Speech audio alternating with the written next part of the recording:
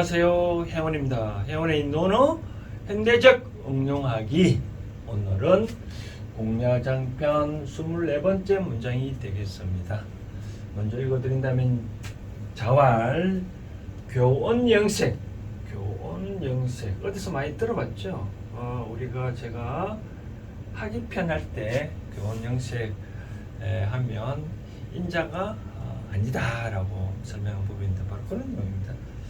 교원영색 주공할 때 자구명 치지니라. 치지했다. 그런데 부역 치지연이라. 좀 왜 자꾸 토를 다른가 하면 오늘은 뭐 평상시에 토를 달아서 읽었는데 오늘은 좀 더 좀 와닿을 수 있도록 제가 토를 한번 달아봤거든요. 뭘 한 번만 그대로 읽어도 되는데 토를 달면 그 내용을 쉽게 좀 와닿을 수 있을 것 같아요. 몇 가지만 저 해석을 해드린다면 이제 왜 그렇게 토를 그런 식으로 다루냐면 내용을 이제 여러분들 해석을 해보면 이제 그렇게 될 수밖에 없지 않겠나 생각되어집니다. 자활 공자께서 말씀하신데 교원영색 주공할 때 자구명 치지했다. 이때 치가 뭐냐면 수치스러울 치자거든요. 수치한다. 한문의 구성 보면 재밌죠, 그렇죠? 여기에 기가 있고 마음이 있는 거 보면 수치하다고 할 때 어떤 상대방의 하는 행동이나 내 스스로 뭔가 모르게 마음이 좀 깨름직 좀 수치스러우면 맨 먼저 나타나는 행상이 얼굴이 좀 볼고래스름하고 귀가 약간 붉어지잖아요. 그런 행상을 아마 상상해서 그런 단어를 만들었지 않나 생각되어집니다. 그 다음 자 보니까 교원영색, 교자는 지난번에 했는 이야기를 그대로 또 다시 해드린다면 교원영색이다. 교자는 교묘할 교자잖아요. 언은 말씀할 말을 교묘하게 한다고 할 때 그때 이제 교자고, 그 다음 영은 이제 이 맑을 영자거든요. 맑을 영. 그러니까 조금 본 얼굴은 아닌데 좀 이 얼굴을 잘 꾸미는 거죠. 어떻게 꾸미냐, 좀 야색꾸리하게 꾸리는 뭐 경상도 말로 그런 표현을 쓰나 모르겠지만 야색꾸리하게 뭐 꾸미는 그런 거고, 이 주공은 이 주자는 여러분들은 뭐 다리 쪽으로 알고 있잖아요, 그죠? 족발할 때. 그런데 이때 족은 족으로 있지 않냐고 주자를 쓰는데 주는 이때 주자는 뭐냐면 지나치다 할 때 요 주자를 씁니다. 그러니까 말을 번드리리 하고 얼굴도 야스리꾸리하게 꾸미고 또 너무 애가 지나친 것을 자구명은 치지했다. 즉 자구명이라는 사람이 그것을 수치스럽게 여겼다. 그런데 부역치지라. 이 구는 공자거든요. 공자 이름이 구거든요. 공자께서는 역시 또 그것을 수치스럽게 여겼다. 이 공야장편은 어떤 사람을 평가를 해놓은 글인데 왜 그렇게 평가를 해놨을 거예요? 이제 간접적으로 그렇다는 어떤 세상의 진리를 설명하기 위해서 그렇게 후세 사람들이 평가를 하지 않았을까 한때 묶어온 거죠. 이제 자구명이라는 사람이 어떤 사람이냐 보면 뭐 두 가지 설이 있는데 옛날에 유명한 성인이다라고 하기도 하고, 어떤 사람은 이 공자의 제자 중에 한 사람이다. 그래서 춘추자전을 뭐 책을 폈다라고 등등 있는데, 어찌됐든 간에 자구명이라는 사람은 이렇게 교원영색 죽음을 배로 그런 것을 수치스럽게 여긴다 봅니다. 그래서 공자도 그렇게 여겼다라는데, 근데 여기서 하나 더 덧붙여 설명해 드리고 싶은 사항은 교원영색 주공을 어떻게 해석할 건가, 특히 주공을 어떻게 뜻은 뭐 애가 지나치다는 것을 주공이라는 표현을 쓰는데 그러면 애가 지나치다는 것을 어떤 식으로 한 것을 주공으로 할 건가? 즉 첫 번째에서는 이런 뜻이 있겠죠. 뭐 주공행색해서 말도 시켜면서 윗상사들한테 말도 좀 아부 떠는 말을 하고 얼굴도 좀 포악한데도 불구하고 좀 잘 가꾸고 그렇게 해서 이 사람한테 그 하는 거를 말하는 거라고 하는 학설도 있고, 두 번째는 주자가 달릴 주자로 의미도 있으니까 너무 뛰어가서 가만히 있어도 되는데 뛰어가서 뭐 좀 맞이하는 거, 그런 것을 이제 얘기를 하는 학설도 있습니다. 세 번째는 처음에 제가 해석한 대로 말 그대로 말은 뻔디리리 하고 얼굴도 그런 식으로 가꾸고 또 얘를 표현을 할 때 너무 지나치다라고 표현, 그렇게 뭐 이거 세 단락을 보면 되지 않겠나 생각되어집니다. 뭐 뜻은 대충 그렇게 1, 2번이나 뭐 해도 이 의미는 다 비슷비슷하지 않을까요, 그렇죠? 그런 것을 이제 자고명이 이제 수치스럽게 여긴데 지지를 했는데 공자도 그렇게 했다. 그 다음 이제 보니까 이건 우기이다. 익자는 뭐냐면 숨길 익자거든요. 우리가 익명이란 말이 있잖아요. 익명. 이름을 안 밝히고 익명으로 뭐뭐 했다 할 때, 그런데 익자입니다. 원한이거든요. 그러니까 원한을 갖고 있는 것을 숨기고, 이때 우자는 버두자인데 사귈 우자, 친하게 지낸다 그런 의미입니다. 그러니까 기인, 그러한 사람을 즉 원한을 숨기고 어떤 사람을 사귀는 것, 그런 것을 자고명이 취지 똑같네요. 자고명 취지했고 무역 취지했다. 자고명도 싫어했고 공자도 역시 싫어했다. 이제 여러분들은 어떻게 하시겠습니까? 이제 특히 요 말이 좀 저는 오늘따라 가슴이 좀 멍한데, 어떤 사람을 사귈 때 친구 관계 입장에서 별로 안 좋은데도 불구하고 그 사람을 맞이해야 되는 것, 그런 상황이 놓였을 때 여러분들은 어떻게 해야 될까요? 저는 이제 이 대목에서 이제 이런 식으로 말씀을 드리고 싶습니다.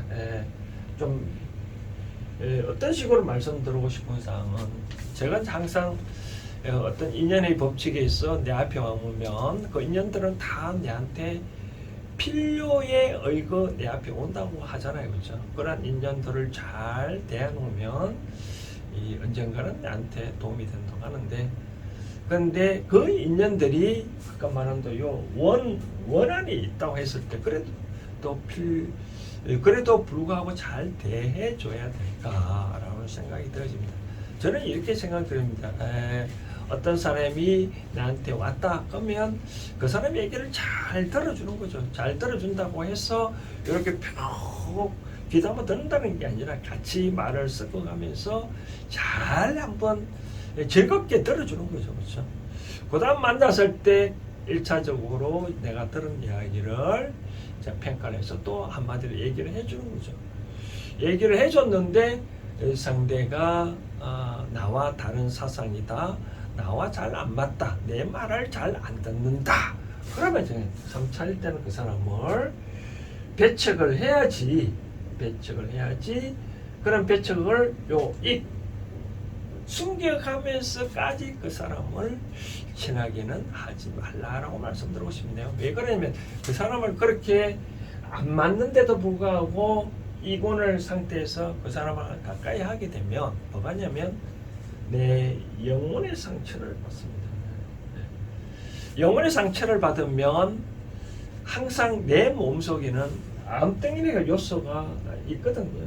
이것은 내가 맑은 정신을 갖고 있으면 그런 상황은 이제 커지를 않냐는데, 내 영혼의 상처를 받으면 이것이 하나 둘 커질 수밖에 없거든요. 그럼 내가 아픕니다. 그래서 내 영혼의 상처를 본인의 영혼의 상처를 안 받기를 저는 잘 해야 된다라고 말씀을 드리고 싶은 거거든요. 그렇기 때문에 내가 어떤 인연이 왔다 해서 내가 잘 대해주더라도 결국은 내하고 어떤 이념이나 이상하고 또 안 맞으면 내가 말했는데도 뭔가 상대가 안 따라주면 당연히 배척해야지 익명하듯이 익원하듯이 그렇게 내 본뜻을 숨기고 가까이 하지 말라라고 말씀드리고 싶은데요. 비슷한 예가 될지는 모르겠으나 어떤 식탁의 아름다운 내가 평소에 먹고 싶은 내가 즐겨 먹는 음식이라 하더라도 내 혼자 먹으면 맛있는데 또 누구랑 사랑스러운 사람이라고 먹으면 비록 맛없는 라면을 하더라도 참 맛있거든. 근데 내가 부담스럽다라고 하면 그 음식은 내 몸속에 들어가면 독약이 되거든요. 그런 경우에는 안 먹어야 됩니다.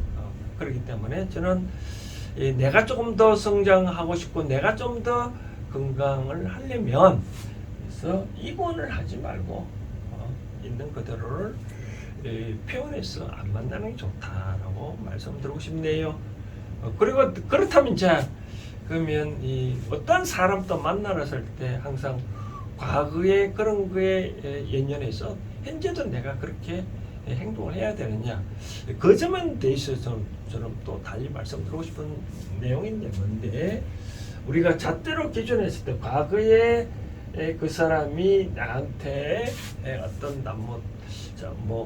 잘못 행동 갖고 과거에 그랬다 해서 지금도 그 사람이 나한테 그렇게 할 거라고 생각하고 그렇게 배척하거나 대한다. 그렇게는 하지 말라라고 말씀드리고 싶은데, 이 어떠한 환경도 과거에 일어난 일들은 그 환경에서 일어날 수밖에 없는 그런 환경이거든요.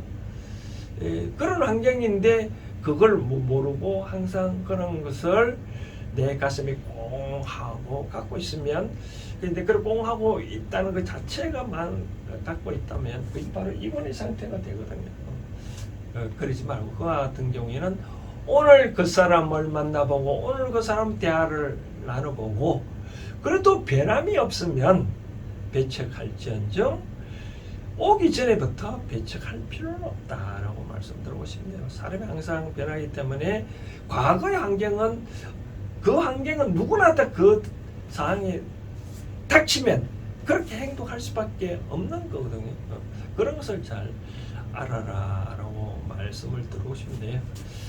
그리고 또 이제 여기 교원 영색이라고 한 부분에 대해서 교묘할 공짜로 얘기를 했는데, 저는 그렇게 생각합니다. 너무 말을 뺀드리리 할 필요는 없지만, 그러나 똑같은 말이라 하더라도 이쁜 말이 있을 수 있잖아요. 이쁜 말, 또 고운 말, 그런 거는 교훈은 아닙니다.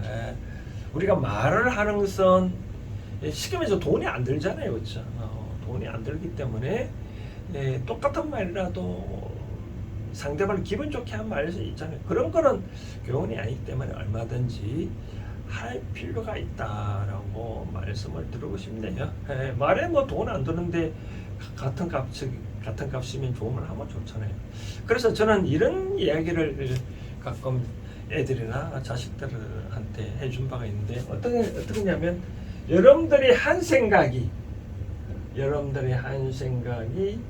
상대의 생각을 바꿀 수 있다. 쉽게 얘기를 하자면 우리가 건묵자학이라 하잖아요, 그렇죠? 건묵자학, 건묵은 것을 가까이 하면 내 자신도 건개가 된다고 얘기를 했다시피, 내가 상대한테 어떠한 생각을 갖고 있냐에 따라 상대도 그렇게 나올 수밖에 없다라고 말씀을 드리고 싶거든요.